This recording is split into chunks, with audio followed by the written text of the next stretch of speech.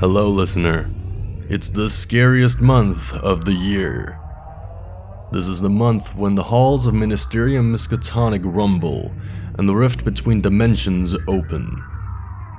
I'm Nik Coffee, and you're listening to Ministerium Miskatonic Radio. I don't think we have much time to spare on niceties, listener. See, I've read this first story, and if it means what I think it means, we're in trouble. Big trouble. Let's begin. I was 29 years old when I died for the first time in my life. I was sentenced to death by lethal injection. It was an absolute mistrial. Half of the things I was accused of I had never done, and the other half were completely accidental. I was given the needle and I went under. I barely remember what happened. I remember that it hurt. It hurt like hell. It felt as though I was being electrified, but slowly, like a frog in a slow boil. Then there was blackness. Nothing, save for a distant bleeding and banging of metal and cartilage. Then I see them. They're standing over me, amazed, completely so. They're astounded that I breathe, that I live. The air is foul, and it seems the smell is emanating from everywhere at once. My vision adjusts. They're wearing scrubs and masks. I'm hooked up to machines. I thought I must have had an accident. Surely that was it. The trial, the accident, the injection. It was all a dream. Surely. I heard them speak, but I couldn't understand the words. I knew they were English, and that they were creating phonemes, which formed words that when arranged properly would make a sentence, but I didn't understand a single word. My eyes wandered around the equipment, around the room. I was in a windowless room. It had roughly the same appearance as a sad, lonely basement. There was a label on one of the pieces of equipment, but I seemed to understand even less of the written word than the spoken word. They brought in a large tube from the other room. It was about the width of a garden hose and completely clear, save for some rust-colored grime running along the inside. At the very point of the tube was a needle. The kind of needle the doctor has to apologize for using. 1997, Dallas, Texas. I die by lethal injection. My mother cries, but I'm out of view and cannot even lift my head to give her a glance. My father is absent. He's already dead. She's wearing the same dress she wore to his funeral.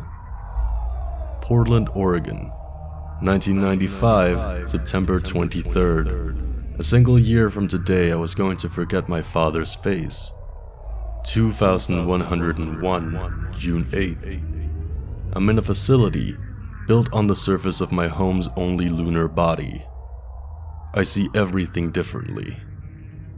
I will see everything that has passed, and I have seen everything that will pass.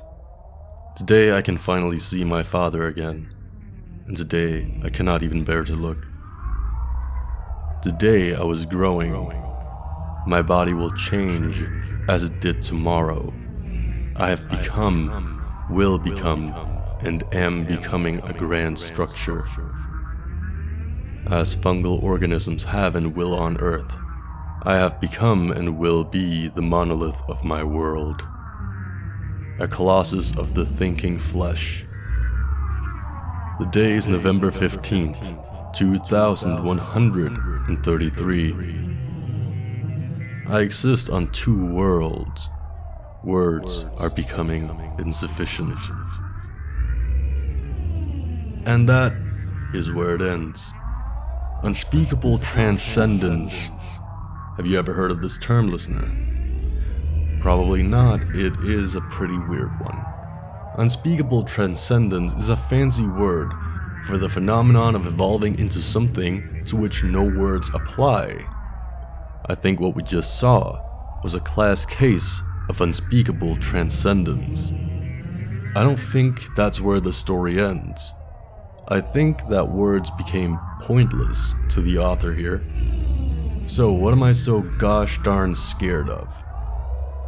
This guy learned to travel through space in record time, listener. How long before he learns to hop dimensions? Or skip around through time? This scares me, I gotta be honest. Our next contribution comes from Pete Collins, Dimension Unknown. He might be another extra-dimensional criminal, but I'm more inclined to believe he might be more of a chronicler of sorts. Let's dig into his story within the Red Valley. Whispered words and rampant rumors spread, fevered and infectious, on the prattling tongues of the careless.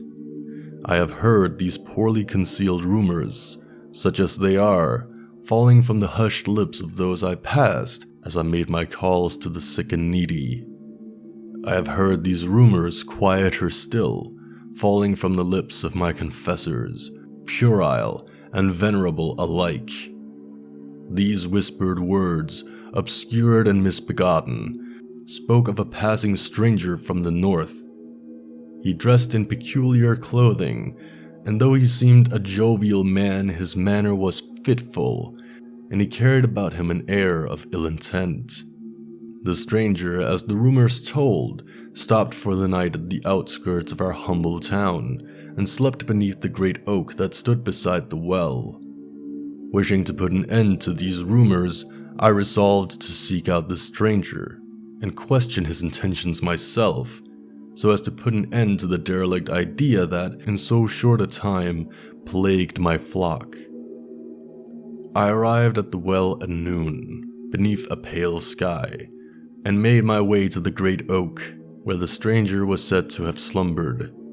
Beneath it I found not the man, and hardly a trace of his presence at all, save the core of a pear, and a small, peculiar amulet, with queer engravings of seemingly grievous origin.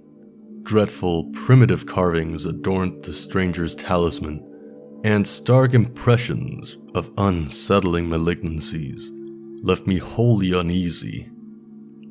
The sight of such a blasphemous thing as this repulsed me to my very core. What manner of mind conceived such unclean carvings? What impure designs had the stranger with such an obscene thing? Upon further inspection, I spied footprints not far south of the well, still fresh in the mud. They seemed to lead into the wooden valley, and for reasons not altogether clear to me, I feared for the safety of my flock, or I would not have followed them there. I made my way across the sodden fields, over the pulpous earth, and entered the gloom and the recondite shadows of the thicket. I soon lost my way, and found myself stumbling through the brush. Within the walled, this verdant maze, I struggled to keep my footing true amongst the crawling roots and twisting vines. Perilous my path remained as I blindly pursued the stranger. Growing weary and fearful, an uncertain apprehension shifted gradually to formless thoughts of despair. Darkly through the thicket I trudged, darkly through the treacherous bog, and as the last hint of light began to fade, I fell on my knees and began to weep. For how long I knelt there I could not say. I wept there, alone for what feels like an age. I feared not only for myself, I had forsaken my flock for this fool's errand, and I prayed that I might find my way once again. The waning moon peered through the canopy, and just as I spied its pale gaze, a distant flickering light of amber became apparent to me. Wearily, I rose to my feet and ebbed gently, cautiously closer to the source of the dancing beacon. As I approached, I found myself at the edge of a clearing, and there within a withering graveyard. Of such a place I could not recall. Peering anxiously out from the safety of the shadowed tree line, I found there the dancing amber flame, atop a torch, held by none other than the one I had sought, the stranger from the north. Around him, he had drawn a circle in the rotting soil and spoke, although I did not recognize his words. Steadily, his voice grew louder, with a frantic, agitated tonality that left me distressed and repulsed in a way I can scarcely describe. What I saw next instilled in me a feeling of abject horror of such a degree that I did not think it to be possible.